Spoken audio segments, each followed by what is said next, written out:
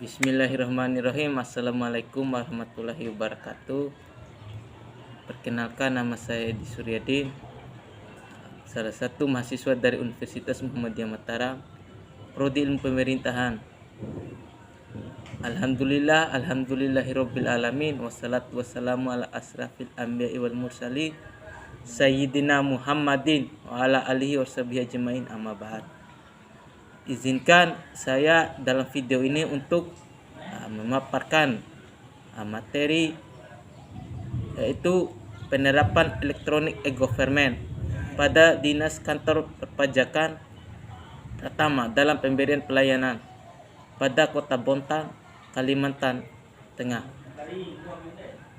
Jadi sebelum masuk ke inti pembahasan materi ini, yaitu ada namanya itu prolog atau sambutan awal. Jadi di sini ada 2 poin, yaitu yang pertama kerangka dasar teori, yaitu penerapan manajemen sistem informasi yang didefinisikan sebagai sebuah sistem informasi yang digunakan untuk penerapan e-government untuk memantau kinerja, memelihara dan menyediakan informasi pada pelayanan publik pada sistem perpajakan. Poin yang kedua yaitu tujuan sistem informasi manajemen.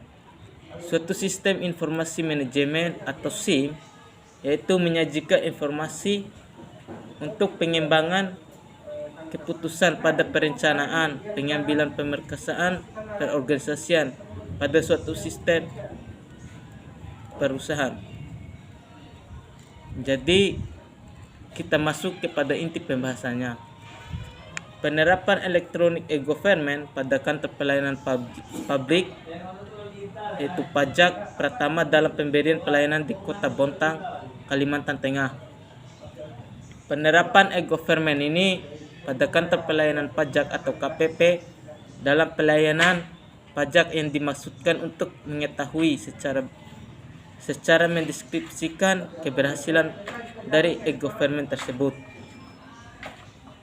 Jadi yang dipaparkan sebelumnya dengan indikator ialah sesuai dengan aspek penting penunjangan keberhasilan e-government, yaitu partisipasi, sumber daya manusia, infrastruktur dan dukungan dari pemerintah pusat maupun daerah. Yang pertama yaitu partisipasi. E-government sudah diterapkan pula di kantor pelayanan pajak pertama Kota Bontang, Kalimantan Tengah.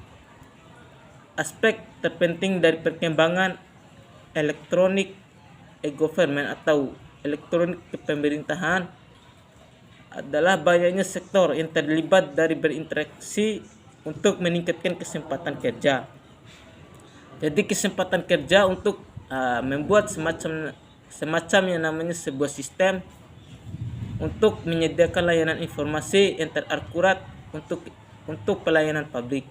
Poin yang kedua itu sumber daya manusia. Pengembangan dan peningkatan sumber daya manusia khususnya aparatur kepemerintahan baik sebagai pengembang maupun pengelolaan e-government merupakan faktor yang turut menentukan bahkan pengembangan e-government.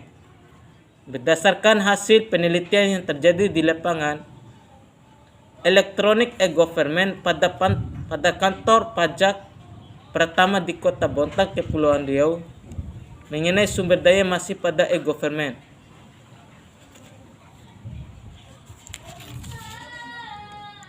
Yang ketiga, infrastruktur. Esensi dasar yang telah dibentuk oleh pemerintah pada e-government yaitu memfasilitasi masyarakat untuk ikut berpartisipasi pada program pemerintahan serta elektronik e-government. Pada proses pembuatan ini, contoh kebijakan pada kantor pelayanan pajak yaitu melalui online forum, elektronik tauhal, helni. Poin yang keempat yaitu dukungan pemerintah. Ketersediaan dan konsisten anggaran ini salah satu wujud besar untuk dapat mengembangkan e-government yang sudah diterapkan. Keterbatasan pendanaan dalam hal ini sangat berpengaruh pada masih rendahnya kapasitas pelayanan publik berbasis teknologi pada kantor pelayanan pajak di Kota Bontang, Kalimantan Tengah. Yaitu melalui tahap fase-fase. Yang pertama itu fase analisis pemerintahan. Fase ini yaitu bagaimana pemerintahan Kota Bontang, Kalimantan Tengah itu menganalisis apa saja yang terjadi di kendala kepemerintahan melalui elektronik e-government. Jadi mendasari adanya elektronik e-government pada kantor pelayanan pajak pertama Kota Bontang, Kalimantan Tengah, yaitu harus mendasar dari analisis permasalahan yang ada. Yang kedua itu perencanaan. Bagaimana planning ke depan pemerintah untuk memasifkan pelayanan pajak pertama melalui e-government ini. Yang ketiga itu pembuatan. Bagaimana pembuatan ini harus berdasarkan pada analisis permasalahan yang ada. Itu tergantung dari bagaimana kebutuhan masyarakat. Yang keempat itu pelaksanaan. Bagaimana pelaksanaan di lapangan itu harus sesuai dengan apa yang direncanakan dari awal. Itu harus sesuai dan selaras dengan apa yang diinginkan oleh pemerintah Kota Bontang, Kalimantan Tengah melalui e-government pada kantor pelayanan pajak pertama.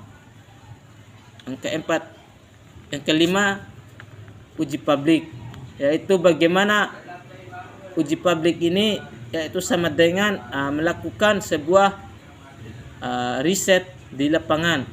Apakah hasil dari uji publik atau riset ini apakah sesuai dengan kebutuhan masyarakat atau tidak? Kalau tidak ya jangan dipaksakan. Kalaupun sesuai itu bisa digunakan untuk kepentingan masyarakat luas, lebih khususnya masyarakat Kota Bontang, Kalimantan Tengah untuk melakukan yang namanya kegiatan e-government pada lebih khususnya pada kantor pelayanan pajak pertama. Yang terakhir itu evaluasi. Evaluasi ini seperti bagaimana itu melakukan rapat ataupun analisis dari hasil-hasil yang telah dilakukan di lapangan maupun hasil dari pembuatan tersebut. Bagaimana pemerintah harus melakukan evaluasi ini untuk sebagai langkah terakhir, apa saja yang masih kurang pada pelayanan pajak berbasis e-government ini untuk terus memperbaiki di masa yang akan datang. Sekian dan terima kasih video buatan dari saya ini. Bila ada kurang saya mohon maaf. Wabil taufiq wal hidayah.